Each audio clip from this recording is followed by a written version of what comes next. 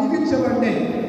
ప్రత్యక్షత ఎపిఫానియలుగా ప్రత్యక్షత కనపరుచుకోవడం. దేవుడు తన ప్రేమను కనపరిచాడు, దేవుడు తన సహనాన్ని, దేవుడు తన దీర్ఘశాంతాన్ని మన పట్ల కనపరిచాడు, వెల్లడిపరిచాడు అనే మాటలు నేను మీకు జ్ఞాపకం చేస్తున్నాను. మరి ఆదివారం దినాన మన మధ్యకు సహోదరుడు వచ్చాడు. నేను చాలా ప్రేమగా నీకు తెలియదు, వాక్యం తప్పు చెప్తేనే వాడిని ఆటేస్తాను తప్ప, లేకపోతే మిగతా విషయాల్లో ఏ విషయాల్లో నువ్వు ఎలా ఉంటే నాకు అనవసరం. అసలు నీ గురించి కానీ నీ వ్యక్తిగత జీవితాన్ని గురించి కానీ నేను పట్టించుకోను, నాకు అనవసరం. ఇక్కడ నిలబడ్డప్పుడు వాక్యమే చెప్పాలంతే.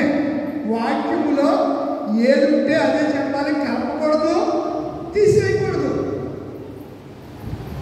అది పాస్టర్ గారైనా నేనైనా బాగా యూట్యూబ్లో మిలియన్ న్యూస్ కలిగిన వాడైనా, లేకపోతే బాగా సబ్స్క్రైబర్ కలిగిన వాళ్ళైనా, ఎవడైనా సరే వాక్యముగానే బోధించాలంతే. చెప్పేటప్పుడు అలా ఉన్నాయో లేదో చూడవలసిన బాధ్యత, పరిశీలన చేయవలసిన బాధ్యత ఎవరిది? మీది. ఒకవేళ మీరు అలా ఉండదండి అంటే కేవలం విలువారైంది మిమ్మల్ని మీరు ఏం చేసుకుంటారన్నప్పుడు మోసం చేసుకుంటారు. మరి మోసపోవాలని మీరు అనుకుంటే మీ ఇష్టం. వాక్యములో ఏది ఉన్నదో, ఏది ఇవ్వబడిందో వాటి గురించి మనము ముచ్చటించాలి. ప్రభు మనతో వాటి ద్వారా మాట్లాడతాడు. ఆయా సందర్భాల్లో దేవుడు ఆ రీతులుగానే ప్రవక్తల ద్వారా వాక్యమైనటువంటి దేవుడు వాక్యముగానే వారితో మాట్లాడినట్లుగా మనం చూస్తూ ఉంటాం. కనుక ఎవరైనా మన మధ్యకు వచ్చినప్పుడు కూడా చదివబడిన పాఠాల మీద మాట్లాడితేనే బాగుంటుంది. పాఠాలు మనం ఆదివారం చదువుతాం కదా, ఆ పాఠాల మీదే మనకి బోధ చేయాలి, ఉపన్యాసాలు ఇవ్వాలి, ప్రసంగం చేయాలి. వాళ్ళు ఏదో సిద్ధపడి వచ్చి దాని మీద మాట్లాడి కదా. ఇక్కడ చదువు దగ్గర ఒక క్రమం ఉంటుంది, ఒక రూల్స్ అండ్ రెగ్యులేషన్స్ ఉంటాయి. కనుక దాని ప్రకారం తప్పనిసరిగా బయట నుంచి వచ్చే వక్తలు మీరు ఎవరినైనా పిలిచినా ఈ రోజు నుండి ఈ పాఠాలు ఉన్నాయి, ఈ పాఠాల మీద ప్రసంగం చెప్పాలండి అని చెప్పి అలా సిద్ధపరిచి వాళ్ళని మీ సంఘానికి మీరు ఆహ్వానించండి. వాళ్ళు ఏదో సబ్జెక్ట్ చెప్పి వాళ్ళకి అనుకూలంగా బోధ చేసుకుని వెళ్ళిపోతే చదివిన పాఠాలు మరుగా వెళ్ళిపోతాయి. అవి చెప్పడానికి మళ్ళీ చెప్పాలంటే మళ్ళీ ఎన్ని సంవత్సరాలు ఆగాలి చెప్పండి రా. ఇప్పుడు ఎన్నో సిరీస్ నడుపుతుంది, జనరల్ సిరీస్ నడుపుతుంది. అంటే ABCD 4 సిరీస్లు అయిపోయింది. ఇది ఎన్నో సిరీసు? 5వ సిరీస్. మళ్ళా ఈ పాఠాలు మనం చదవాలి, ధ్యానం చేయాలంటే మళ్ళీ ఎన్ని సంవత్సరాలు ఆగాలి? అర్థమవుతుందా ఎందుకు చెప్తున్నాను?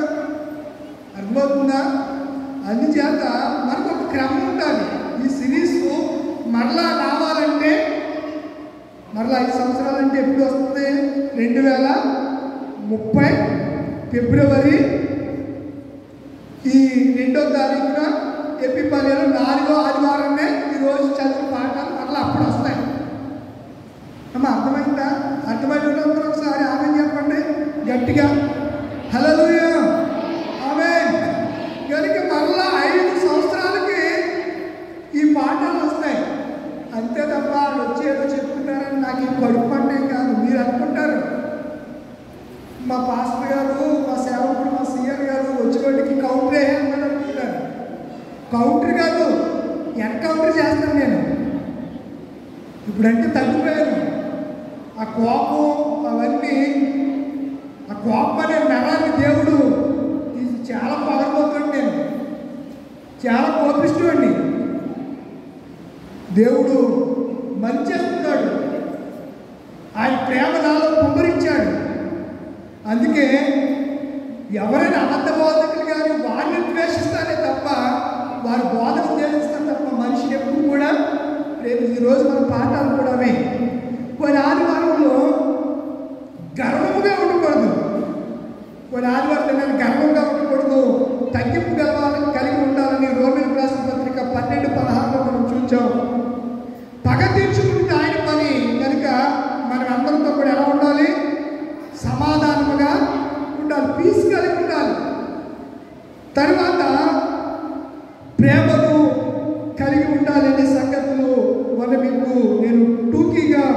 మీకు జ్ఞాపకం చేశాను. ఈ దినము మన పాఠ్యాంశాలు మనము ఆలోచన చేస్తే అపోస్తలుడు ఏంటంటే పౌలు గారు రోమా సంఘానికి ఉత్తరం రాస్తూ 13వ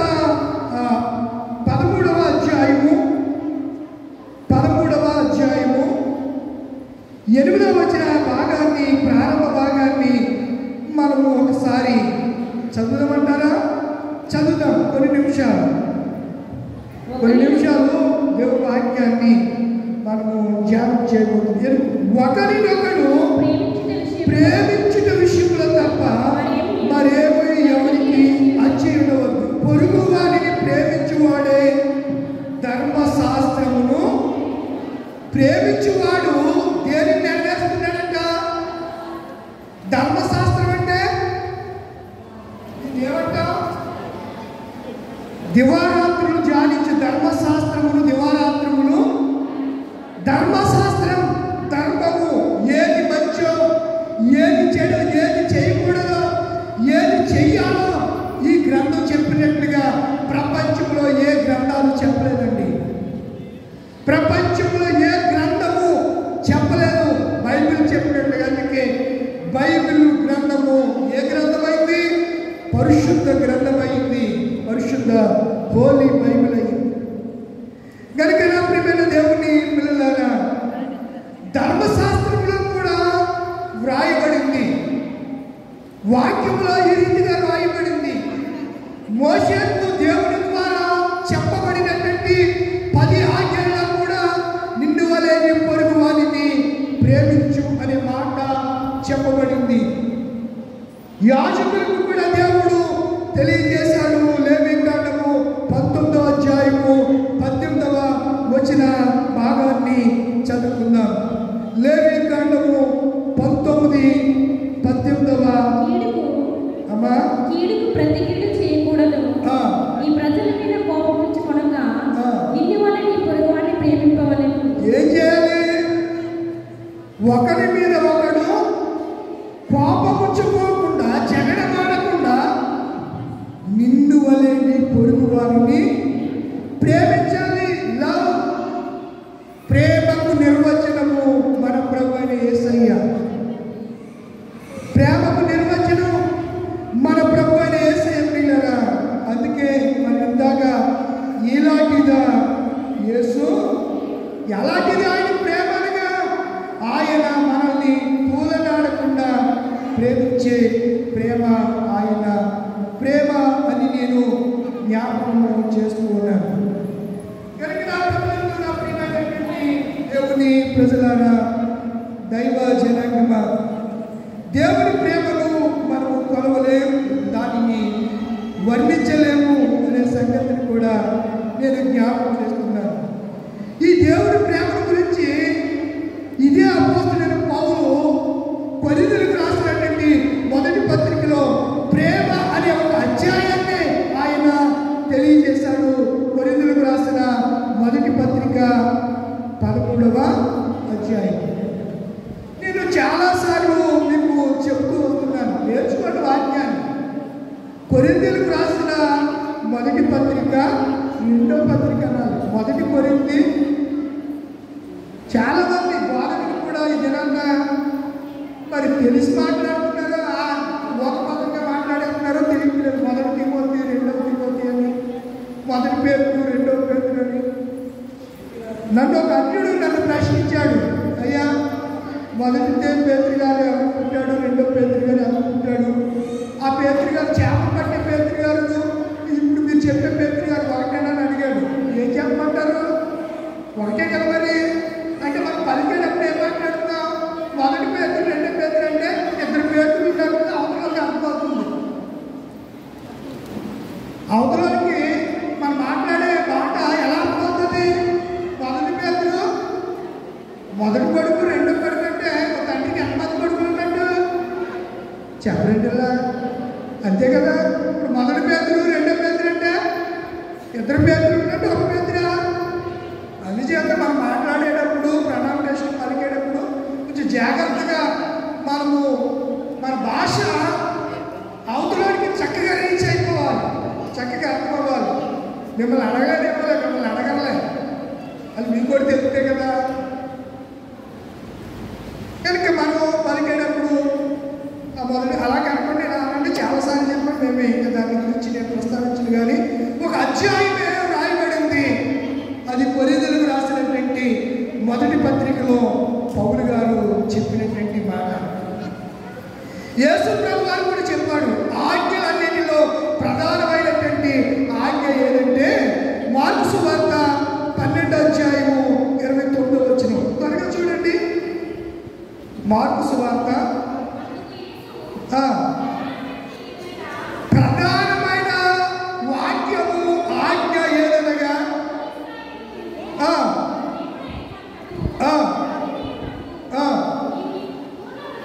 నీ పూర్ణ నీవుతోను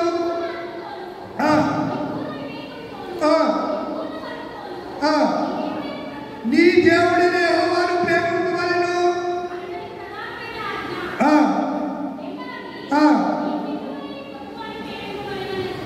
రెండోది ఏంటి చెప్పండి? నిన్ను వలె నీ పొరుగు వారిని ప్రేమింపవలెను.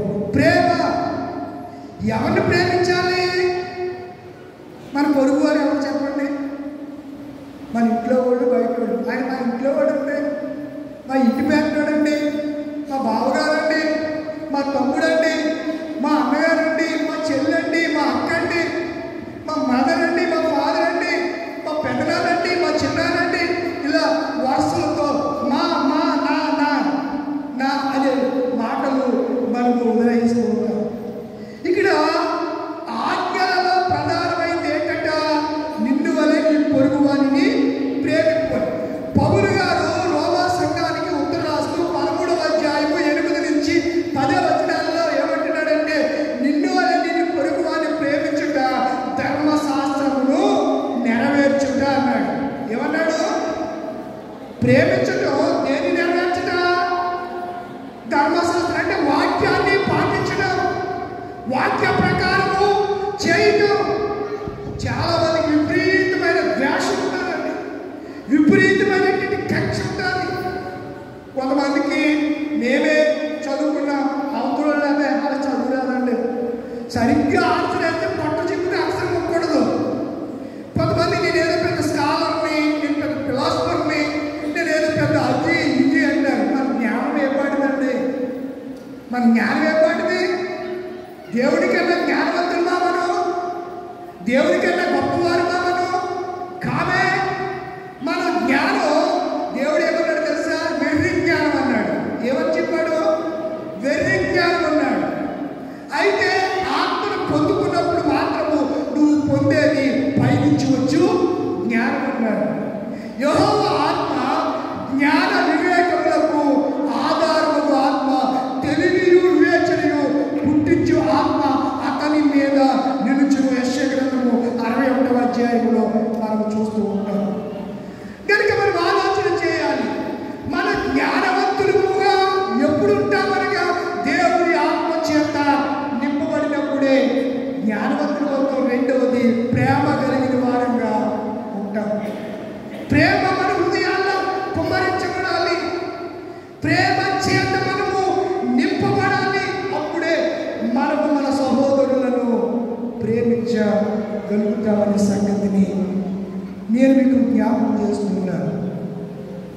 నిన్ను వలె నీ పొరుగు వారిని ప్రేమించమనే మాటలు బైబిల్లో 7 పర్యాయాలు వ్రాయబడ్డాయి. రిఫరెన్స్ ఇస్తాను, రాసుకుంటే రాసుకోండి, మీ ఇష్టం. లేవికాండం చదవం 19:10లోను, లేవికాండం 19:34, లేవికాండం 19:34 చదవండి. త్వరగా చదవాలి, టైం అవుతుంది. మీ మధ్య నివసించే పరదేశిని మీలో పుట్టిన వాని వలె ఎంచవలెను, నిన్ను వలె వారిని ప్రేమింపవలెను. ఏం చేయాలంట? నిన్ను వలె వారిని కూడా ప్రేమింపవలెను. మూడవ మాట, మూడవ రిఫరెన్స్ ఇస్తున్నాను. మూడవది, మొదటి రిఫరెన్స్ ఏంటి? లేవి 19:18.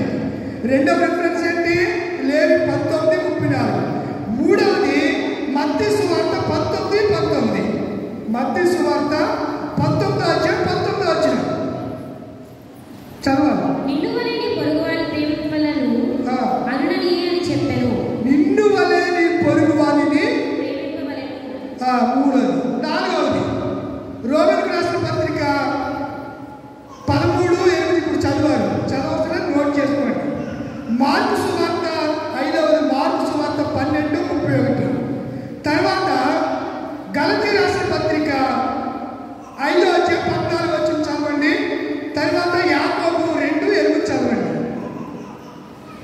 గలతీయులకు రాసిన పత్రిక 5:14 ధర్మశాస్త్రమంతయు నిన్ను వలె నీ పొరుగువాని ప్రేమించు. శాస్త్రం అంట ధర్మశాస్త్రమంతయు వాక్యమంతయు నిన్ను వలె నీ పొరుగువానిని. యాకోబు రాసిన పత్రిక 2:8 వెంటుకు నీ వలె నీ పొరుగువాని ప్రేమించుమను లేఖనములో ఉన్నట్టి. ఎక్కడుందంట? నిన్ను వలె నీ పొరుగువానిని ప్రేమించుకునే మాట లేఖనములో ఉంది, వ్రాయబడి ఉంది. లేఖనం చెప్తుంది, ధర్మశాస్త్రం చెప్తుంది. ఏమి అనగా నిన్ను వలె నీ పొరుగువానిని ప్రేమించు. ప్రేమిస్తున్నావా? వాక్యం చెబుతుంది మనము ప్రేమించాలి అని దేవుని లేఖను సెలవిస్తుంది. మనములో ఎవరు కూడా గొప్పవారం కాదు ప్రియులారా, గనులము కూడా కావు అనే సంగతిని నేను జ్ఞాపకం చేస్తున్నాను. యేసు ప్రభువారు మత్తయి సువార్త 5వ అధ్యాయంలో ఆయన కొండ ఎక్కాడు. ఆ కొండలో ఏ కొండ అంటారు? చెప్పలు తీయండి, ఈరోజు పాఠం అది. మత్తయి సువార్త 8వ అధ్యాయం 21 నుంచి 27 వరకు చదివారు. నేను మీకు చెప్పిన రిఫరెన్స్ ఏంటి? మత్తయి సువార్త 5వ అధ్యాయము 1వ వచనం నుంచి ప్రారంభం. ఆయన జలసంపులను చూసి కొండ ఎక్కి కూర్చుండగా ఎవరు చూసి ఏమి కూర్చున్నాడు ఆయన? చెప్పాలి. ఆయన ఎందుకు వచ్చిన జవాన్ సమూహాన్ని చూసి ఆయన మత్తయి సువార్త 5వ అధ్యాయం 1వ వచనంలో ఏమెక్కాడైనా? కొండ ఎక్కడ దిగాడైనా? కొండ ఎక్కడ దిగాడు చెప్పాలి. ఎన్నో అధ్యాయంలో కొండ దిగాడైనా? కొండకి ఏం చెప్పాడైనా? ఆత్మ విషయంలో దీనులైన వారు ధన్యులు, పరలోక రాజ్యము వారిది. ఒక చెప్ప కొడితే ఒక చెప్ప ఇవ్వండి, పొరుగు వారిని ప్రేమించండి. ఇవన్నీ మత్తయి సువార్త 5, 6, 7 ఎన్ని అధ్యాయాలు? 5, 6, 7. ఇప్పుడు ఆయన కొండ మీద ఎక్కి చెప్పాడు. ఎన్ని అధ్యాయాలు చెప్పాడు ఆయన? 7 అధ్యాయాలు కూడా ప్రేమ గురించి చెప్పాడు. పొరుగు వారిని ఎలాంటి ప్రేమ కలిగి ఉండాలో చెప్పాడు. ఇప్పుడు 8వ అధ్యాయం 1వ వచనం. ఆయన కొండ మీద నుండి దిగి ఇప్పుడు కొండ ఎక్కిన ఆయన కొండ ఎక్కడెక్కాడు? మత్తయి సువార్త అర్థమవుతుందా? మత్తయి సువార్త 5వ అధ్యాయంలో ఆయన కొండ ఎక్కాడు. ఆ కొండను ఏమన్నావు? ధన్యతల కొండ అంటారు. ఏ కొండ అది? ధన్యతల కొండ. ధన్యతల గురించి ఆయన చెప్పాడు, చాలా విషయాలు చెప్పాడు. కొండ మీద 3 అధ్యాయాలు ప్రసంగం చేశాడు. 3 అధ్యాయాలు ప్రసంగం చేశాడు. 8వ అధ్యాయం ప్రారంభం. ఈరోజు మన పాఠంలో 8వ అధ్యాయం. ఆయన కొండ దిగి వచ్చినప్పుడు బహుజన సమూహము ఆయనను కొండెక్కాడు. మోషే ఏమెక్కాడు చెప్పండి? మోషే ఏమెక్కాడంటే కొండెక్కాడు. ఎందుకు ఎక్కాడు? బాబు మీకు దండంగా బాబు. ఎందుకు రమ్మన్నాడు కొండ మీదకి? 10 ఆజ్ఞలు, ధర్మశాస్త్రం ఉండడానికి. కొండ మీదకి మోషేను దేవుడు ఎందుకు పిలిచాడు అంటే, మోషే ఎక్కడున్నాడు? కొండ కింద ఉన్నాడు. మోషే కొండ ఎక్కేటప్పటికి కొండ దిగి వచ్చేసరికి జనసమూహం ఈయన వెంబడించారు. కానీ ఆ రోజు మోషే కొండ దిగి వచ్చేసరికి మన వాళ్ళు ఓ బొమ్మను చేసేసుకుని, ఓ దోట చేసేసుకుని ఏం చేస్తున్నారు? చెప్పండి పిల్ల, ఓ ఇశ్రాయేలు నీవే మా దేవుడు అని చెప్పి దాని దగ్గర మీరు క్రిస్మస్ కాబట్టి డ్యాన్స్లు వేస్తారు కదా, అలా డ్యాన్స్లు వేస్తే మొదలెట్టారు. భోగి మంటలు వేస్తారు కదా క్రిస్మస్, మీరు అలా భోగి మంటలు వేసి ఆ మంట చూసి చప్పట్లు కొడుతూ ఆ తాచేతలు కొట్టుకుంటే తిరుగుతూ ఉంటారు. ఇది క్రైస్తవ్యం. అలాగే చేశారు వాళ్ళు. మోషే కొండ ఎక్కి 40 దినాలు ఉండి 40 దినాల తరువాత మోషే కొండ దిగి వచ్చేసరికి ఇశ్రాయేలు ప్రజలందరూ అల్లరితో కూడిన ఆటపాటలు వాళ్ళు ఇష్టం వచ్చినట్టు ఉన్నారు. మోషేకి ఏమొచ్చేసిందంట? చెప్పడం వల్ల కోపం వచ్చేసి వచ్చేసి 10 ఆజ్ఞలు రెండింటిని నేలకేసి గబేలు కొట్టాడంతే. 2 ఏమైపోయాయి? మొక్క చెక్కలు అయిపోయాయి. వాళ్ళు అంతలాగా పాపం చేస్తుంటే మోషే తన కోపాన్ని అణుచుకోలేక, ఆత్మ ఆవేశాన్ని అణుచుకోలేక ధర్మశాస్త్రం పలకలేనటువంటి 10 ఆజ్ఞలను పలకలు కొడితే దేవుడు అన్నాడు, రేపు మరలమ్మసారి నీకు ఇస్తాను, నువ్వు అలా చేయటం కరెక్ట్ కాదని ఎవరిని గద్దించాడు? మోషేనే. అంటే దేవుడి యొక్క ప్రేమ మనుషుల ఎడల దేవుడి ప్రేమ ప్రత్యక్షమవుతూ ఉంది. అది ఎప్పటి నుంచి కాదు, ఎప్పటి నుంచో ఆయన ప్రేమ ప్రత్యక్షమవు. ఎప్పటి నుంచో. ఇక్కడికి మోషే వచ్చేసరికి వాళ్ళ పరిస్థితులు ఎలా ఉన్నాయి? ఇవి ఎందుకు రాయబడ్డామంటే వాళ్ళు అలా చేసి దేవుడి కృపను పొందలేకపోయారు. 6,30,000 మంది బయలుదేరితే వారు ధర్మశాస్త్రాన్ని పాటించక, అవలంబించక, ఆజ్ఞలు అనుసరించక అందరూ అరణ్యములో ఏమైపోయారు? రాలిపోయారు, కూలిపోయారు. మీరు అలాగూ ఉండవద్దని దేవుడు ఒక హెచ్చరిక.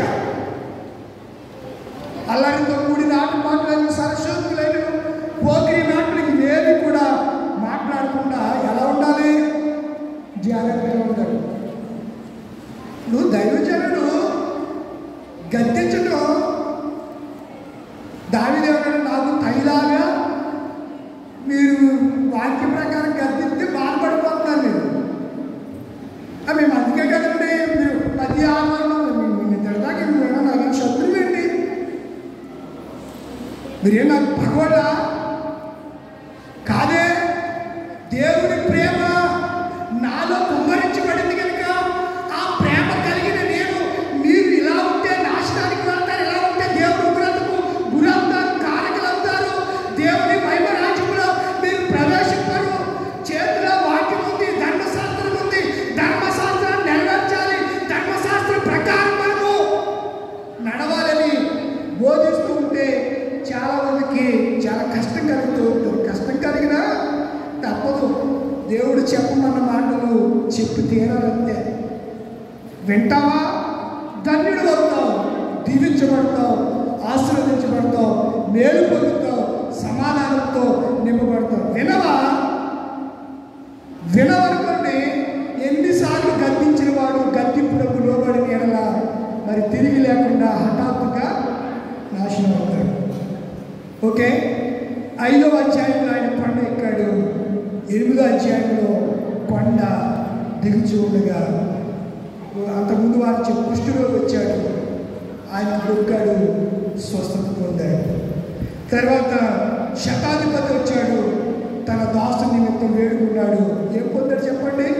దాసుడు స్వస్థత పొందాడు. పేతురు అతను జరుగుతూ ఉంటే బాగు చేశాడు. ఈ దినాన ఈ కార్యాలన్నీ కొండ దిగి ఆయన చేసుకుంటూ వెళుతూ ఉండగా ఆయన తోని ఎక్కినప్పుడు కూడా వచ్చినారు ఆయన శిష్యులు ఆయనతో కూడా. ఇక్కడ పని అయిపోయింది. కపెర్నహూములో ఆయన అద్భుతాలన్నీ చేసేసాడు. కపెర్నహూము పట్టణం నుంచి ఆయన అత్తరినున్న గెదారీయుల దేశానికి వెళ్ళబోతున్నాడు. 28వ వచనంలో మనం చదువుకున్నది ఎక్కడి వరకు చదివాము? 27 వరకు. ఆయన తోని ఎక్కినప్పుడు ఎక్కడికి వెళ్ళాలని? కపెర్నహూము నుంచి ఆయన ఎక్కడికి వెళ్ళాలనుకుంటున్నాడు చెప్పండి?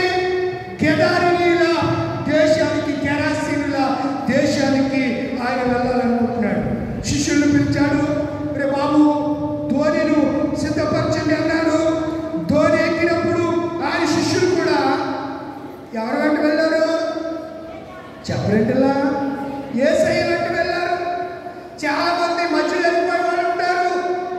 చాలా మంది రకరకాలుగా ఒక ఆదివారం వస్తే ఒక ఆదివారం వారు, కొంతమంది ఏమో ఒక ఆదివారం ఈ సంఘానికి వెళ్తారు, ఇంకొకడేమో ఇంకో సంఘం, ఒకటి ఫెలోషిప్కి, ఒకడేమో అన్ని గారు చర్చలు, ఒకడేమో ఇంకొకరికి ఉన్నారేమో 100 మంది ఉంటారు. ఇడిసితత్తి సంఘాలు 4 సంఘాలకు వెళ్ళే అంటే మీరు ఏమి లేదు, ప్రేమ లేదు, ఏక మనసు లేదు, ఏకాత్మ లేదు.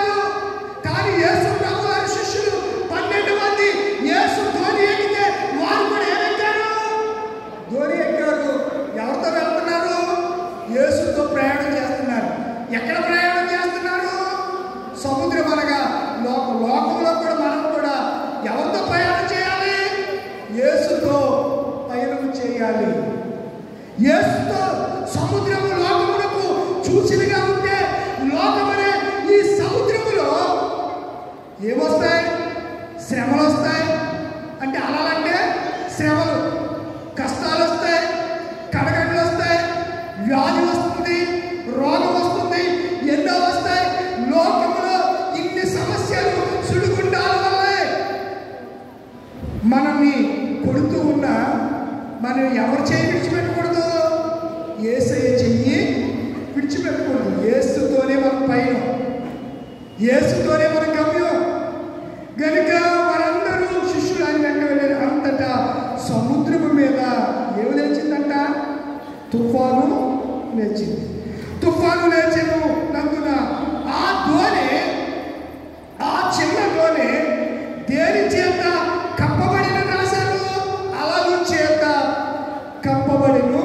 అప్పుడు ఆయన ఏమండి ఆయన ఆ చిన్న దోణిలో ఏం చేస్తున్నాడు?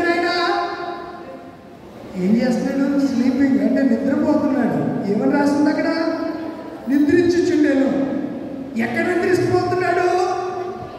అబ్బా, సముద్రము మధ్యలో, సముద్రము మీద ప్రయాణిస్తున్న ఆ చిన్న ధోనిలో ఆయన శిష్యులతో పాటు ఉంటే శిష్యులు మెరుగుగా ఉండి ఆ యొక్క ధోనిను నడుపుతూ తెడ్లతో దానిని దరిచేర్చాలని ప్రయత్నము చేస్తూ ఉంటే యేసయ్య నిద్రపోతూ ఉన్నాడు. ఇంతలో సముద్రం మీద ఏమొచ్చేసి చెప్పండి? మన జీవితాల్లో కూడా కొన్నిసార్లు తట్టుకోలేని తుఫాన్లు వచ్చేస్తూ ఉంటాయి. ఒకసారి ఆర్థిక సమస్యనే తుఫాను, ఒకసారి రోగం అనే తుఫాను, ఒక్కొక్కసారి ఆధ్యాత్మిక జీవితంలో కూడా క్షీణతకి వెళ్ళిపోతూ ఉంటారు, భ్రష్టత్వానికి వెళ్ళిపోతూ ఉంటారు. ప్రార్థన చేయాలనిపించదు, దేవుడి సన్నిధికి వెళ్ళాలనిపించదు. ఈ కార్యాలన్నీ చేసేది ఎవడో? మన శత్రువైన, శోధకుడైన అపవాది. అందుచేతనే శత్రు బలవంతుడి మీద విజయం సాధించాలంటే మన ప్రయాణం ఎవరితో ఉండాలి? చెప్పడం యేసుతో ఉండాలి. వారు యేసుతో ప్రయాణం చేస్తున్నారు కాబట్టి తుఫాను వచ్చినా వారికి ఏమీయో కాలేదు. ఇంకొక మాట చెప్పి ముగిస్తాను. కింద వచ్చినవారు వారు ఆయనకు వచ్చి నిద్రించుచుండగా వారు ఆయనకు వచ్చి 25 వచ్చిన ప్రభువా నశించిపోవచ్చున్నాము, మమ్మల్ని రక్షించుమని ఆయనను లేపిరి. నిద్రపోతున్నటువంటి యేసయ్య, మీకు ఇక్కడ మాట రావాలి, ఇశ్రాయేలును కాపాడువాడు అంటే ఆయన శారీరకమైనటువంటి శరీరం కలిగాడు కనుక మనం ఎలాగైతే నిద్రపోతామో, శారీరక శ్రమ కలిగినప్పుడు ఏ విధమైతే ఆనవచ్చి నిద్రపోతామో అలాగే ఆయన నిద్రపోతున్నాడు. కానీ ఆయన మనల్ని ఎలాంటి దేవుడు? మనకి కాపాడే దేవుడు. ఇశ్రాయేలుని కాపాడువాడు కుడుకడు, నిద్రపోడు. ఆయన పాదములు తొట్టిలనీయుడు, నిన్ను రక్షించే దేవుడు ఆయన. ఆయన శారీరకంగా నిద్రపోతాడు కానీ ఏమి జరుగుతుందో సమస్తం ఆయనకి తెలుసు. ప్రియులారా, కనుకనే నిద్రిస్తున్నాడు అనుకున్నారు యేసయ్యను. వారు వచ్చి లేపారు. లేపితే యేసయ్య అన్నమాట వారు ఆయన ఎందుకు వచ్చి ప్రభు నశించిపోతున్నామని అనలేదు. అందుకైనా ఏ విశ్వాసం అన్నాడు? విశ్వాసులారా అని అనలేదు. అల్ప విశ్వాసులారా ఎందుకు భయపడుతున్నారని వారితో చెప్పి లేచి గాలిని సముద్రంలో గద్దెంపులు మిక్కిలి. దీని రిఫరెన్స్ ఎక్కడుందంటే కీర్తన 89:9 ఉంటారు. ఎప్పుడో గేకాడు చక్రవర్తి దావీదు యేసు ప్రభువు సముద్రాన్ని గద్దిస్తాడనే ప్రవచనాన్ని కీర్తన గ్రంథం 89వ కీర్తన 9వ వచనంలో ముందుగానే ప్రవక్త ప్రవచించాడు. పిల్లలు, అందుచేత ఈ మనుషులు మిక్కిలి నిమ్మలమైన ఆ మనుషులు ఆశ్చర్యపడి ఈయన ఎట్టువాడో, ఈయనకు గాలియు సముద్రమును. ఏ చెట్టువాడు చెప్పాలి మీరు? ఏ చెట్టువాడు? ఏ చెట్టువాడు? అట్టివాడా? అట్లాంటివాడా? కాదు. గాలిని సముద్రమును సృష్టిని శాసించగలిగిన దేవుడు ఆయన. సృష్టిని పాలిస్తున్న దేవుడు, పరిపాలకుడు ఆయన, ప్రభువు ఆయన. సృష్టి మీద అధికారం కలిగిన వాడు. ఆయన అధికారంతో సముద్రమును గద్దించగానే అది మిక్కిలి నిమ్మలమాయను. ప్రభువు మన జీవితంలో సమస్యలను తొలగించేస్తే మన జీవితంలో ఏముంటో చెప్పండి? నెమ్మది, సమాధానం. ఇవి ఉండాలి అంటే మనము శ్రమలలో కూడా ప్రేమ కలిగి ఉండాలి. పొరుగు వారి పట్ల ఏం కలిగి ఉన్నాం? మనం ప్రేమ కలిగి ఉన్నాం. అట్టి ప్రేమను పరిశుద్ధాత్ముడు మీ అందరికీ అనుగ్రహించుగాక. లేచి నిలబడదాం. సమస్త జ్ఞానం ఇచ్చిన దేవుని సమాధానం యేసుక్రీస్తు వల్ల మీ హృదయములను తలంపులను కావలేయుగాక. ఆమేన్. దేవా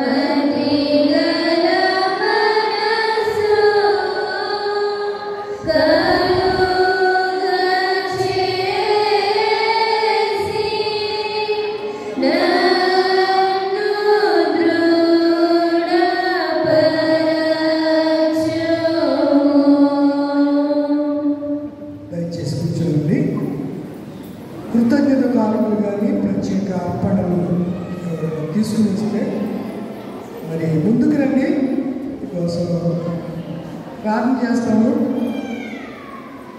కృతజ్ఞత కానుకలు ప్రత్యేక అర్పణలు మొక్కుబడి కానుకలు తీసుకొస్తే ముందుకు రండి. కోసం ప్రార్థన చేస్తాము.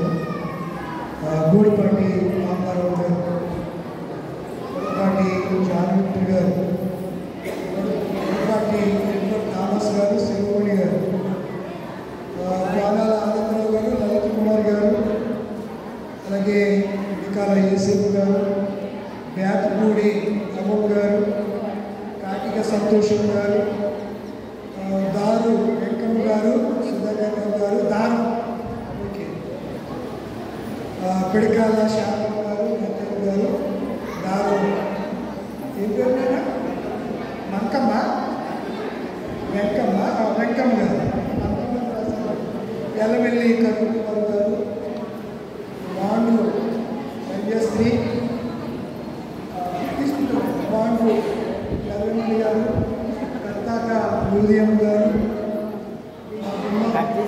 అమ్మాపు రాజు గారు, సంజయ్ గారు, పెట్ట అనిల్ గారు, పెట్ట అనిల, పెట్ట విక్కీ సిరీస్, పెట్ట అనిల్ ఆదిత్య, పెట్ట సరోజిని గారు, వడపాటి ఎడ్వర్డ్ గారు అనారోగ్యంగా ఉన్నారు. ప్రార్థన చేద్దాం.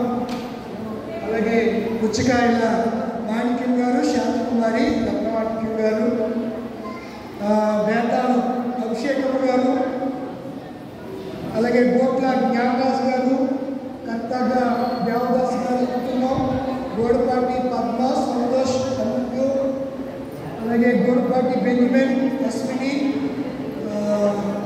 అశ్విక, శ్రావ్య, లత,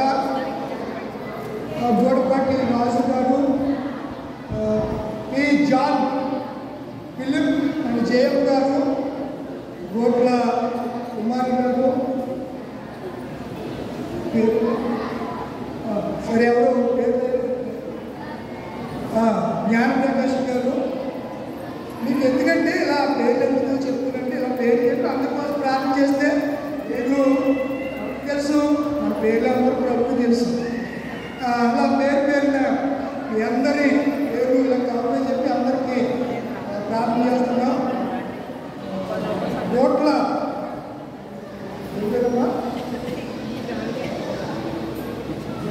రాజా పౌరు రాజా ఓకే గోటి పౌరురాజు గారు, అలాగే డాక్టర్ నిఖిత బ్లెస్సింగ్ అందుకుంటున్నారు. తప్పాకుల జాతకు సుజాత, శ్రీభాగ్య, ఆదిత్య, వేదాలు శారద గారు, వేదాల నాయకుడి గారు ఎవరు లేరు కదా. దేవుడు మహాత్ముడు పెట్టి 2025 సంవత్సరంలో మొదటి నెల జనవరి నెలంతా దేవుడు మిమ్మల్ని కుటుంబాలని క్షేమం ఇచ్చి, ఆరోగ్యం ఇచ్చి, సకలమైన ఆపద నుంచి తప్పించి, కాపాడి, సంరక్షించి 2025 సంవత్సరం 2వ నెల మొదటి వారం ఎపిఫానియాలో 4వ దినాన్న దేవుడి సన్నిధి మిమ్మల్ని అందరినీ ఆయన తోడుకు వచ్చాడు. గత నెలలో దేవుడు మీ జీవితంలో చేసిన మేలను బట్టి, మహోపకారం బట్టి మీరు అర్పించినటువంటి ఈ కానుకల కొరకు మీ అందరికీ ప్రార్థన చేస్తున్న తల ఉంచండి, కళ్ళు మూసుకొని ప్రార్థన చేస్తున్నాను. సకల ఆశీర్వాదాలకు, సకల మేలులకు కారణమైన మా పరమ తండ్రి, పరిశుద్ధుడైన మా దేవానికి వందనాలు, స్తుతులు, స్తోత్రాలు. కురుకక కాపాడు దేవుడు, ఆరోగ్యము, ఐశ్వర్యము, సకల ఘనత, ప్రభావము కలుగు చేస్తున్నటువంటి దేవుడు నీవే తండ్రి, నీకు వందనాలు.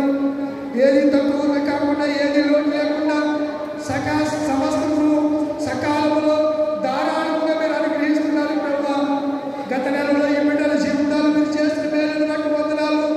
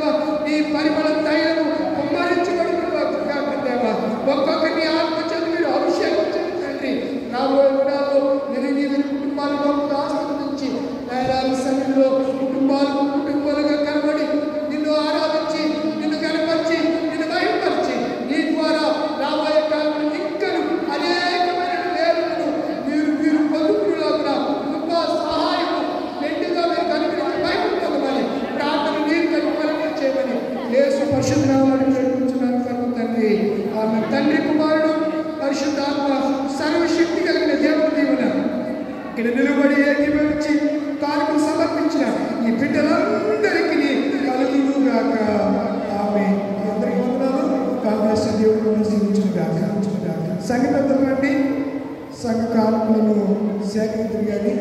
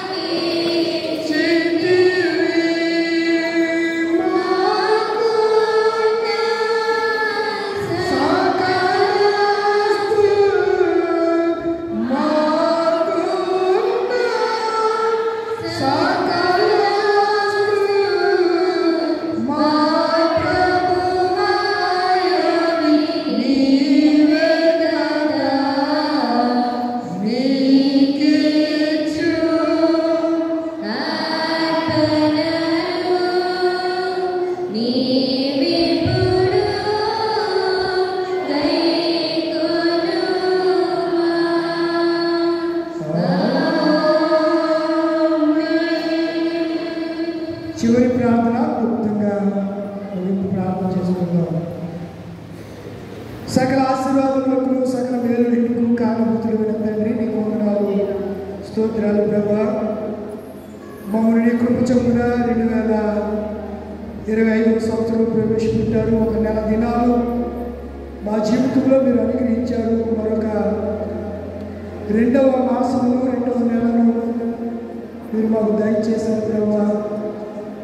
ఇంతగా మీరు మమ్మల్ని ప్రేమిస్తారని మేము అనుకోలేదు ప్రభువా. ఇంతగా నీ చేత ప్రేమించబడడానికి జన్మలో తిరుగుతారు ప్రభువా. ఎన్నో బలహీనతలు మా జీవితంలో ఉన్నాయి. మేము బలమైన కార్యాలు నీకు చేయాలని అనుకుంటున్నాం, కానీ అపవాదు చేయకుండా చాలాసార్లు మమ్మల్ని నేను అడ్డగిస్తున్నాడు, వెనకకు లాగుతున్నాడు ప్రభువా. పరిశుద్ధంగా జీవించాలని, ప్రతి ఆదివారం మీ సన్నిధికి మారకుండా మీ సన్నిధిలోకి వెళ్ళాలని ఎన్నో పర్యాలు వీళ్ళని తీర్మానాలు చేసుకుంటున్నారు ప్రభువా. కానీ తీర్మానాన్ని కొనసాగించలేక మధ్యలోనే వెనుకంజ వేసినది తిరిగే వారిని పొందుతున్నారు ప్రభువా. ఆనాడు లోతు భార్యతో మీరు చెప్పారు, దేవతలు చెప్పారు,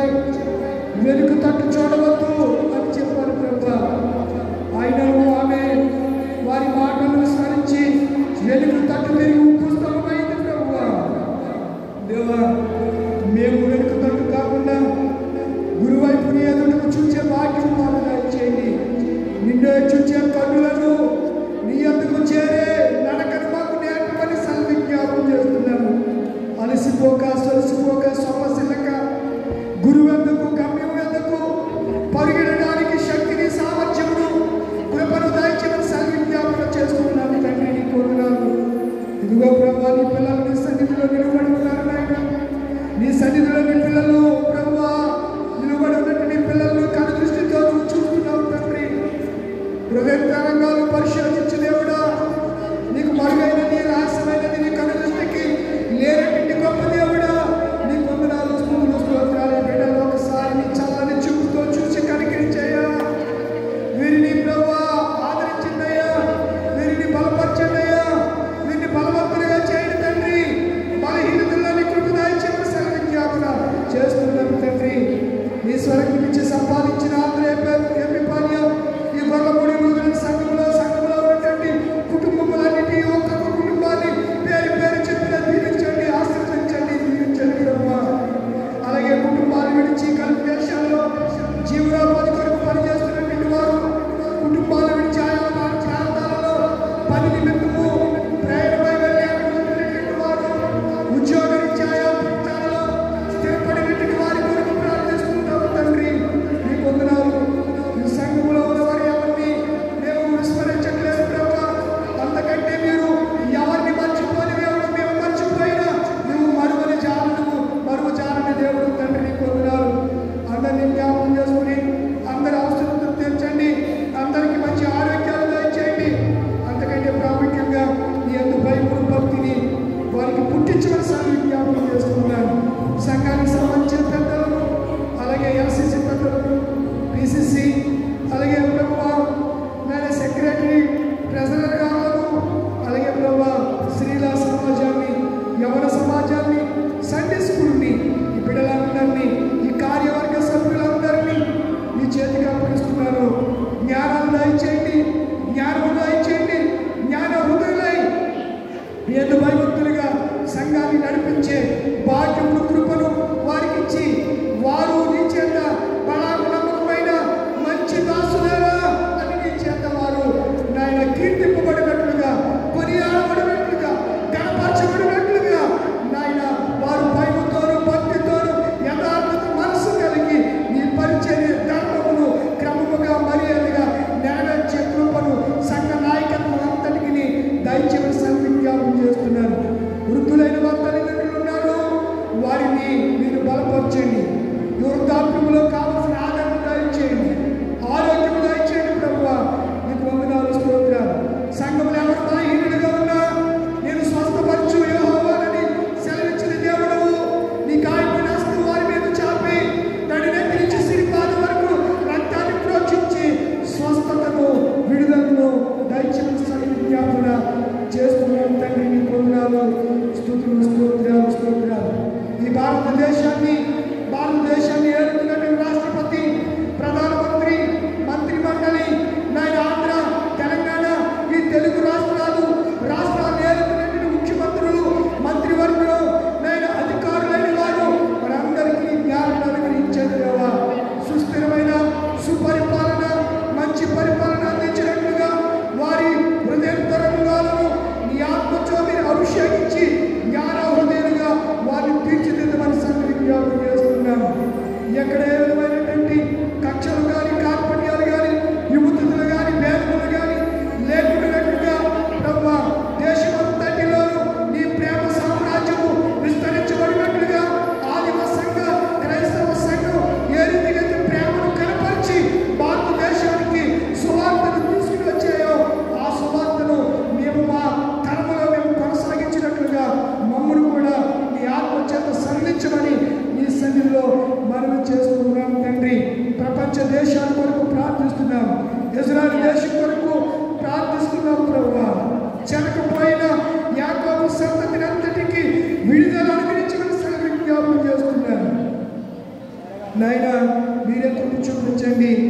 ఈ దినం ఈ కార్యక్రమం వరకు భయంకరంగా మీరు జరిగించారు. నీ బిడ్డలు తిరిగి వారి గృహాలకు వెళ్ళబోతే కార్యక్రమంలో మేము తోడైనప్పుడు చూపించి ఈ మనవులన్నీ మీరు అంగీకరించి ప్రతిఫల దేవుని ఆశీర్వాదం అనుగ్రహించమని మా ప్రభువు యేసుక్రీస్తు ద్వారా నిన్ను వేడుకుంటున్నాము పరమ తండ్రి. ఆమేన్. పరలోకమందున్న మా తండ్రి, నీ నామము పరిశుద్ధపరచబడుగాక, నీ రాజ్యం వచ్చునుగాక, నీ చిత్తము పరలోకములో నెరవేరునట్లు భూమి మీద నెరవేరుగాక. వచ్చి వాళ్ళ అపరాధం చేసి మనం క్షమించిన ప్రకారం అపరాధం క్షమించు. మమ్మ శోధనకి ఆయన దృష్టిని తప్పించు. రాజ్యం శక్తి మహిమ నిరంతరం నీవేమని. ఆమేన్. దయచేసి కూర్చోండి. సంఘటనలు పాల్గొంటారు. మరి సంఘ ప్రకటనలు సెక్రటరీ గారు చేస్తారు. తదుపరి తీవ్ర ఆశ్రమంలో ఆయన తదుపరి మీ స్థలాల్లో కూర్చుంటే పలహారం కూడా ఉంది. పలహారం తీసుకుని సెలవు తీసుకుంటుంది.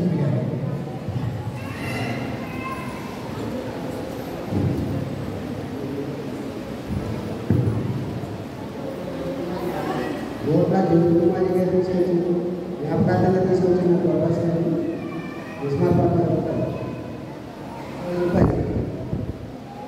10 రూపాయలు 20 రూపాయలు 20 రూపాయలు 20 రూపాయలు 20 రూపాయలు ఒకటోసారి 20 రూపాయలు 20 రూపాయలు రెండోసారి 20 రూపాయలు మూడోసారి 20 రూపాయలు.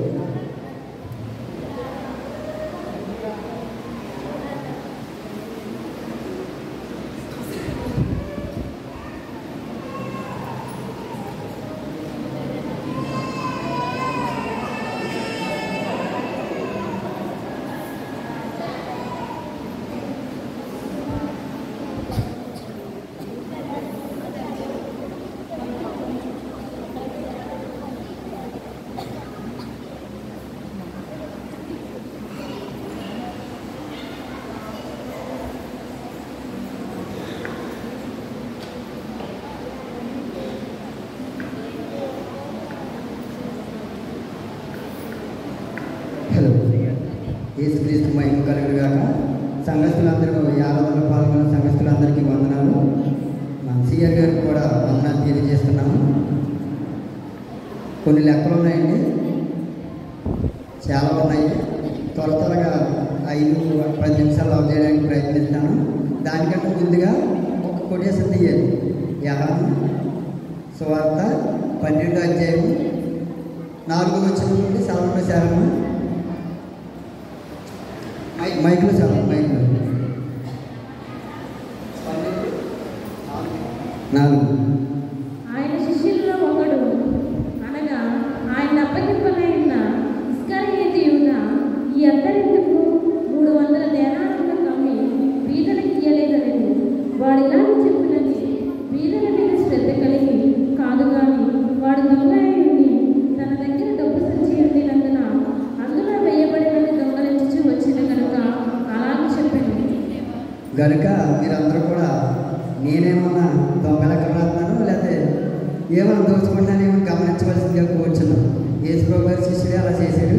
నేను ఈ లెక్కలు చదువుతున్నాను. ఏమన్నా తప్పులు ఏమైనా ఉంటే నాకు చెప్పండి.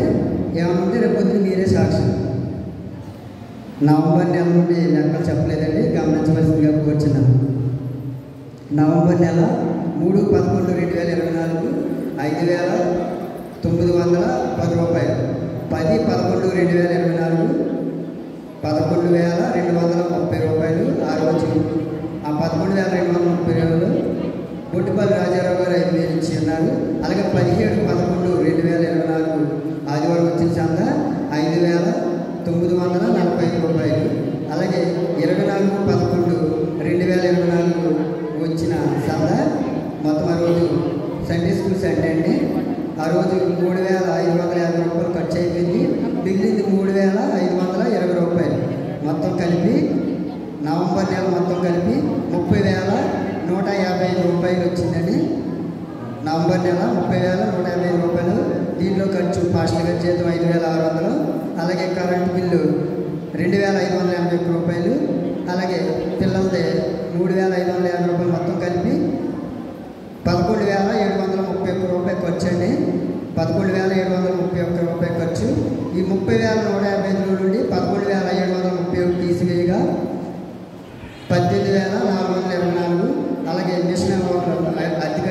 అదొక 200 రూపాయలు.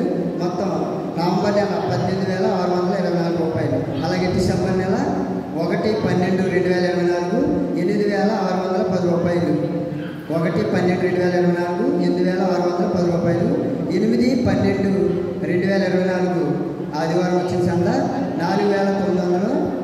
15/12/2024 వచ్చిన సంద బొడ్డుపల్లి రాజారావు గారు 5,000తో కలిపి 10,380 రూపాయలు. 22/12/2024 29,60 రూపాయలు. 2,960 రూపాయలు. 29/12/2024 వచ్చిన సంద 3,270 రూపాయలు.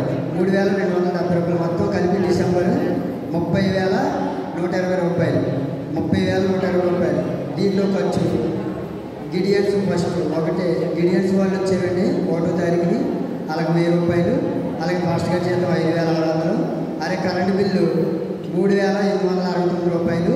పెద్దల క్రిస్మస్ నిమిత్తం 5,000 రూపాయలు ఇవ్వడం జరిగిందండి.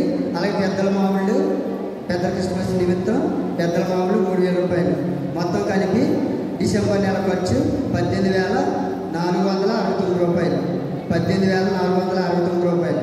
వచ్చిన ఆదాయం 30,120 నుండి 18,469 రూపాయలు తీసివేయగా డిసెంబర్ మిగిలిన కానుక 11,651. 11,651.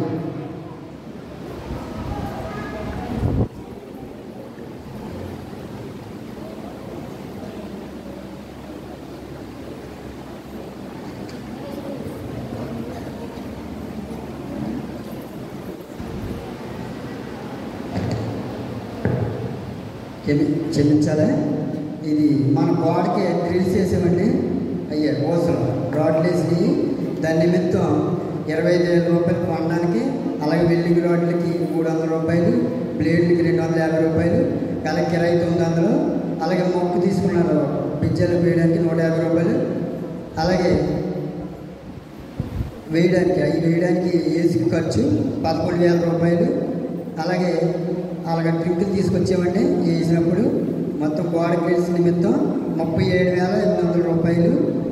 అన్ని వివరంగా చెప్పడానికి టైం లేదు కానీ అలా చెప్పాను, గమనించవలసిందిగా కోరుచున్నాం. అలాగే మెట్లు స్టీలు బయట ఎంట్రన్స్ గేట్లకి స్టీల్ రాడ్ వేసాం కదండి, అది మొత్తం 25,000 రూపాయలు అయిందండి. అది మొత్తం ఆ ఎంట్రన్స్. అలాగే మన మెట్లకి గ్రానైట్ నిమిత్తం ఖర్చు చదువుతుందని గమనించవలసిందిగా కోరుచున్నాం. ధర్మకోల్ 210 రూపాయలు. లాట్రికేట్ అంటే స్తంభాలు నిలబెట్టిన సిమెంట్ అన్నమాట, వైట్ సిమెంట్ టైప్లో ఉంటుంది, అది 1960 రూపాయలు. అలాగే గమ్ము రెడ్ ఆక్సైడ్ బ్లాక్ ఆక్సైడ్ దాని నిమిత్తమే గ్రానైట్ నిమిత్తమే మొత్తం 1,425 రూపాయలు. అలాగే గ్రానైట్ కొనడానికి 25,000 రూపాయలు. అలాగే కిరాయి 900 రూపాయలు. అలాగే గ్రానైట్ వేయడానికి మేస్త్రికి 18,200 రూపాయలు.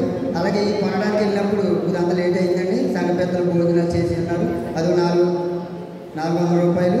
అలాగే మోజెస్ 3 రోజులు అక్కడ పనిచేసినందుకు 1,500 రూపాయలు. మొత్తం కలిపి 49,590 రూపాయలు. ఈ గ్రానైట్ నిమిత్తం 49,595 రూపాయలు.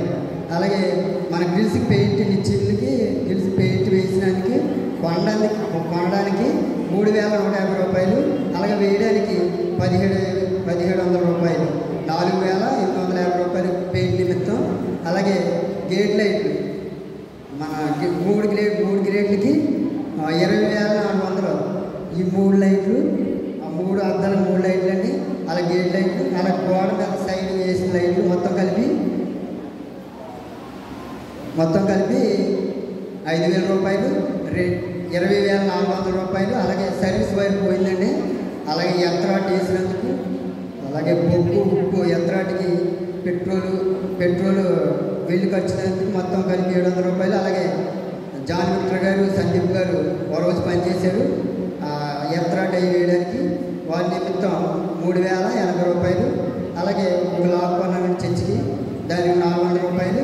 అలాగే 3 ఫేజ్ కనెక్షన్కి 1,000 రూపాయలు లైన్ మ్యాన్కి.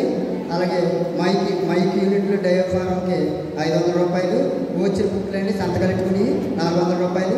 పెట్రోల్ ఖర్చు 120 రూపాయలు. మొత్తం కలిపి 33,500 రూపాయలు. ఈ ఈ లైన్ నిమిత్తమైంది 33,500 రూపాయలు. అలాగే మతదాన ఖర్చు 20,917 రూపాయలు. మొత్తం కలిపి పలహారంతో కలిపి ఇవన్నీ వివరించడానికి టైం లేదు కాబట్టి గమనించవలసిందిగా కూర్చున్న మతోదారుల ఖర్చు 20,917 రూపాయలు. అలాగే శ్మశానం మన స్పందన మనకి శ్మశానం లేదండి, అది కప్పెట్టుకోవడానికి ఓన్లీ, అది రిజిస్ట్రేషన్ ఏమీ లేదు మనకి. దాని గురించి మన స్పందనలో పెడితే ఆ స్థలం ఎంతో చూపించడం జరిగింది. ఆదికాండ 23 అధ్యాయంలో కూడా అబ్రహాము దీని గురించి చాలా గొప్పగా చెప్పాడు. తన భార్యను పాతిపెట్టుకోవడానికి కొనడం జరిగింది. దానివల్ల మనం కూడా అది సరిహద్దులు ఎక్కడ ఉన్నాయో తెలియజేయడానికి దాన్ని తీయడం, అలా బాగు చేయడం గురించి ఖర్చు చేయడం జరిగింది. మొత్తం అది 10,000 రూపాయలు ఖర్చు అయిందండి. దీంట్లో తప్పు డబ్బులు ఉన్నాయండి. తప్పు డబ్బులు ఒక 5,000 సంఘ పెద్దలు ఇచ్చి ఉన్నారు, ఒక 5,000 సంఘంలో నుండి తీసాము. దానివల్ల సంఘంలో నుండి ఒక 5,000 తీసి ఉన్నాం. మొత్తం ఖర్చు దీని నిమిత్తం 5,000 రూపాయలు. మొత్తం ఇప్పుడు చెప్పిన ఖర్చు ఎంత అంటే 1,76,662 రూపాయలు. 1,76,662 రూపాయలు ఈ గ్రైనేట్ నిమిత్తం ఈ రెండు ఖర్చు అయిందండి. అలాగే పండగ ఖర్చు అప్పుడైతే పండగ ఖర్చు కూడా చెప్పిందని గమనించవలసి కూర్చున్నాం. అలాగే యాపిల్స్ 12,800 రూపాయలు, కమలాసం 27 రూపాయలు, 2,700 రూపాయలు, అరటిపల్లి 1,400 రూపాయలు. మొత్తం పలహారు నిమిత్తం 16,900 రూపాయలు. సంక్రాంతిలో పలహారం వచ్చినప్పుడు పెట్రోల్ ఖర్చు 500 రూపాయలు. అలాగే పాంప్లెట్స్, డెకరేషన్, కొవ్వొత్తులు, ట్రీ 2,700 రూపాయలు. తారాజంలో 4,400 రూపాయలు. సిఆర్ గారికి 4,000 రూపాయలు. ఊరేగింపుకు వ్యాన్కి 500 రూపాయలు. డీజిల్ 440 రూపాయలు. పాస్టర్ గారికి ఒక నెల బోనస్ ఇస్తానికి పండగకి 500 రూపాయలు. పెద్దల మామూలు 2,500 రూపాయలు. మున్సిపాలిటీ వారికి తుడితో వచ్చి వారికి 1,000 రూపాయలు. చలపతి గారికి స్టేజ్ ఖర్చు 6,600 రూపాయలు. భోజనాలు నిమిత్తం ఆ నైట్కి క్రిస్మస్కి 1,000 రూపాయలు. బొకేలు 10 బొకేలు తీసుకొచ్చామంటే 1,000 రూపాయలు. అలాగే స్టార్ కవర్ 5,200 రూపాయలు. దాంట్లో ట్యూబ్ లైట్లు 1,590 రూపాయలు. గోల్డ్ స్టార్ 150 రూపాయలు. పెద్ద టేపు డొక్కతాడు స్టార్ నిలబెట్టడానికి 510 రూపాయలు.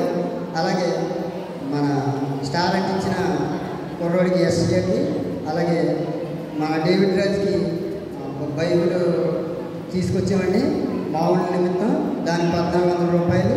అలాగే పలహారం తీసుకొచ్చినందుకు 300 రూపాయలు. అలాగే వాటర్ బాటిల్ 100 రూపాయలు. అలాగే లైటింగ్ నిమిత్తం మొత్తం 55,000 రూపాయలు. మొత్తం కలిపి 1,10,000 పండగ నిమిత్తం ఖర్చు 1,10,790 రూపాయలు గమనించవలసిందిగా కూర్చున్నాం. అదేవిధంగా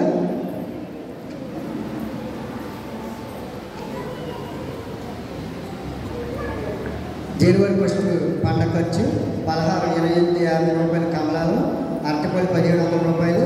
అలాగే తారాచౌలో 4,800 రూపాయలు. అలాగే వాటర్ తీసుకొచ్చారంటే మన కొట్టుగాడి నుండి షాప్ గాడి నుండి 100 రూపాయలు. పెద్దల మామూలు 2,500 రూపాయలు. సిఆర్ గారికి 3,000 రూపాయలు. అలాగే పెట్రోల్ పలహారం వెళ్ళినప్పుడు పెట్రోల్ ఖర్చు 500 రూపాయలు. కిరాయి పలహారం తీసుకురావడానికి ఆటో కిరాయి 300 రూపాయలు. మొత్తం కలిపి కొత్త సంవత్సరం 15,750 రూపాయలు గమనించవలసిందిగా కూర్చున్నాం. 17,750 రూపాయలు. అలాగే పండగ ఖర్చు 1,10,790 రూపాయలు. మొత్తం ఖర్చు పండగ నిమిత్తం ఖర్చు 1,26,540 రూపాయలు. అలాగే ఇందాక చెప్పిన ఖర్చు 1,76,662 రూపాయలు. మొత్తం ఖర్చు అండి 3,03,202 రూపాయలు పండగ ఖర్చు. మొత్తం ఖర్చు 3,03,202 రూపాయలు ఖర్చు అండి. అలాగే మన ఆగస్టు వరకు ఉన్న అమౌంట్ 3,34,541 రూపాయలు.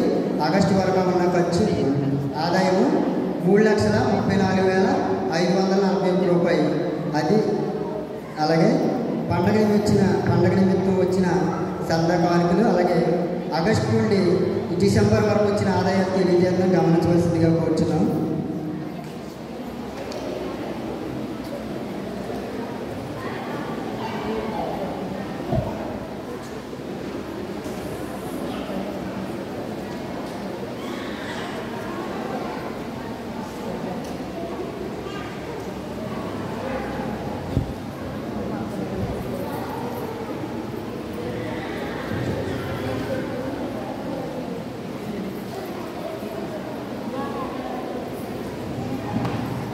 క్రిస్మస్కి 2 పగలు నైట్ వచ్చిన సందా 1,47,650 రూపాయలు.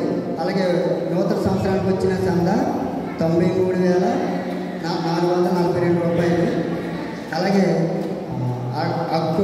సెప్టెంబరు, అక్టోబర్, నవంబర్, డిసెంబర్ 4 నెలలు కలిపి 6,600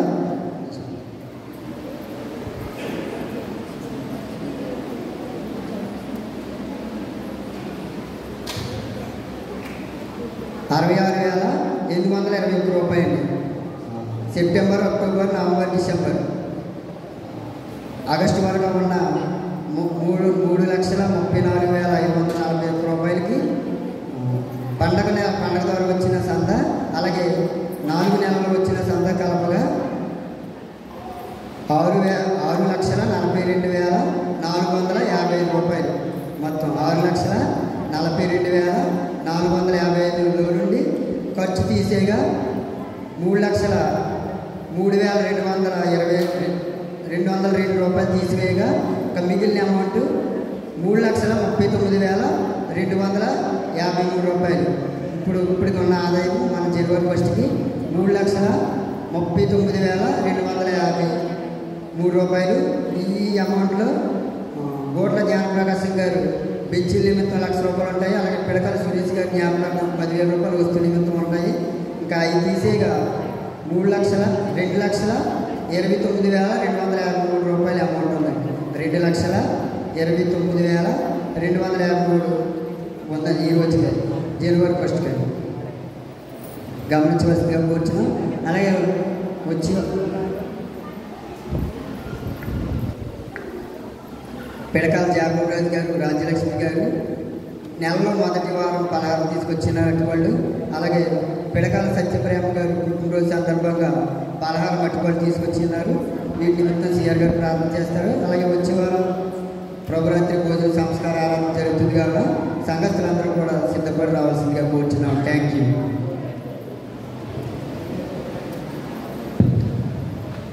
పిడకాల జాగరాజు గారు, అలాగే రాజలక్ష్మి గారు 2025 సంవత్సరం 24వ సంవత్సరంలో అలా ప్రతి నెల మొదటి ఆదివారం పలహారాన్ని సంఘానికి సిద్ధపరచుకుంటూ వచ్చారు. అలాగే 2025 సంవత్సరంలో కూడా పలహారాన్ని వారు సిద్ధపరుస్తూ ఉన్నారు. ఈ 2వ నెలలో మొదటి ఆదివారం దినాన్న మళ్ళీ తిరిగి సంఘమంతటికి పిడకాల జాగరాజు గారు, రాజలక్ష్మి గారు పలహారాన్ని తీసుకొచ్చారు. వారి కుటుంబాన్ని బట్టి దేవునికి మహిమ కలుగును గాక. అలాగే పిడకాల సత్యప్రేమ గారు వారి పుట్టినరోజు సందర్భంగా వారు కూడా పలహారం తీసుకొచ్చారు. ఇరు కుటుంబాల వారు ముందుకు వస్తే మీ కొరకు ప్రార్థన చేయబడతారు. ఇరు కుటుంబాల వారు ముందుకు రండి. సత్యప్రేమ గారు, జాగరాజు గారి ఫ్యామిలీ, పిడకాల సత్యప్రేమ గారు వారి ఫ్యామిలీ ముందుకు రండి. వస్తే ప్రార్థన చేస్తాను. మీరు రుణ స్థలాల్లో అలా ఉండండి, ఏకీభవించండి, ప్రార్థన చేస్తాను. పరమంత ఆశ్చర్యంగా పరిశుద్ధమైన తండ్రి నీకు వందనాలు స్తోత్రాలు. 2025 సంవత్సరంలో ఈ ఫిబ్రవరి నెలలో మొదటి ఆదివారం దినాన 2వ తారీఖు నీ ప్రియబిడ్డలు మీరు ప్రేమించి ప్రభువా మీరు ఘనపరుస్తూ నీ నామ మహిమార్థమై తండ్రి బిడ్డలు అనేకులకు మేలుకరంగా ఈ బిడ్డలు మీరు దీవించుకుంటూ వస్తున్నారు. అందుకు బట్టి వందనాలు. జాకోబరాజు గారు తన భార్యను బట్టి తనను బట్టి వందనాలు. ఆ కుటుంబాన్ని మీరు దీవించండి. అలాగే పిడకాల సత్యప్రేమ ఆయన పుట్టినరోజు సందర్భంగా పలహారం తీసుకొచ్చారు. నీ దాసురాలకి మీరు ఇచ్చిన సంవత్సరం అనే దయకిరీటాన్ని బట్టి నీకు వందనాలు, స్తోత్రాలు నిండారిగా దీవించండి. ఈ సంవత్సరపు గత కాలం అంతా ఏ రీతిగా కాపాడేవారో రాబోయే దినములన్నీ కృపాక్షేమాలు బిడ్డకు దయచేయండి, ఆరోగ్యాలు అనుగ్రహించండి. ఇరు కుటుంబాలకు నీ దీవెనలు అనుగ్రహించి మహిమ పొందమని యేసు పరిశుద్ధంగా అడిగి వేడుకుంటున్నారు పరమ తండ్రి, ఆమేన్. తండ్రి కుమారుడు పరిశుద్ధాత్మ సర్వశక్తి గల దేవుని దీవెన సచి ప్రేమ గారికి అలాగే జాకబ్ రాజు గారి ఫ్యామిలీకి సదా తోడైంది గాక, ఆమేన్. దయచేసి లేచి నిలబడితే దీవెన ఆశీర్వాదాలతో సెలవు తీసుకుందాం. తదుపరి మీ స్థలాల్లో కూర్చుంటే పలహారం ఉంది, పలహారం తీసుకుని వెళ్తున్నాను. మహిమనోపు జనగా నీకు మహిమ మహిమ కల్గోషాత్మకును మహాయుగములు లోక సృష్టి వాలన దేవ లోక సేనలో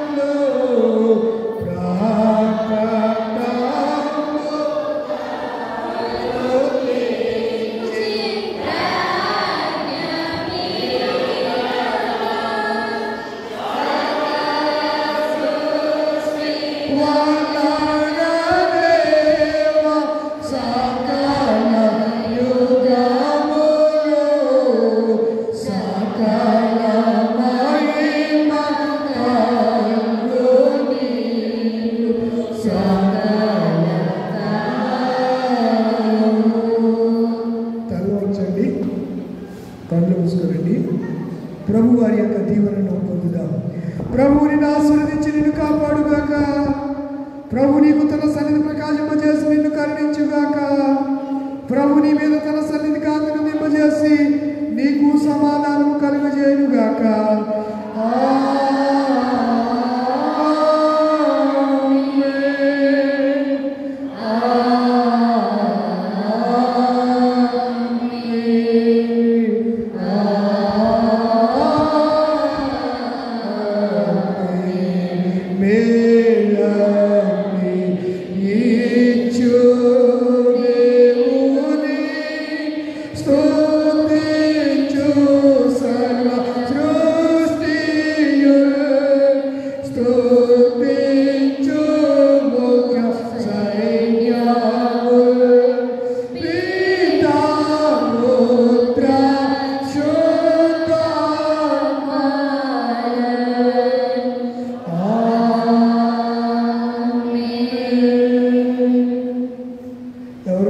నిశ్శబ్దంగా కొంచెం ప్రార్థన చేసుకోండి. సంఘ పెద్దలు రండి, సంఘ పలహారాన్ని డిస్ట్రిబ్యూట్ చేద్దరు కానీ పంచిద్దరు కానీ సంఘ పెద్దలు కూడా ఉంటుందండి. పరిశుద్ధుడ పరమ తండ్రి సత్య ప్రేమ గారు తీసుకొచ్చిన పలహారాన్ని బట్టి, జాకబ్ రాజు గారు తీసుకొచ్చిన పలహారాన్ని బట్టి మీకు వందనాలు. ఇవి సంఘ పెద్దలు పంచుతుండగా సంఘమంతానికి నేను అందటానికి సమృద్ధిని పొంది తృప్తిగా వారు తిని ఆత్మీయ బలం పొంది మేలు పొంది శారీరక సంబంధ బలంతో పాటు ఆత్మీయ సంబంధ బలం పొంది నీ కొరకు జీవించే వాక్యం అనుగ్రహించమని తీసుకొచ్చిన కుటుంబాలను దీవించమని యేసునామములో అడుగుతున్నాను పరమ తండ్రి. పంచండి. నిన్నే నమ్ముకున్నాను, నీ వంటి వారు ఎవరయ్యా? నిన్నే నమ్ముకున్నాను, నీ వంటి వారు లేరయ్యా. అద్భుతం చేయమయ్యా నా జీవితంలో, నిన్నే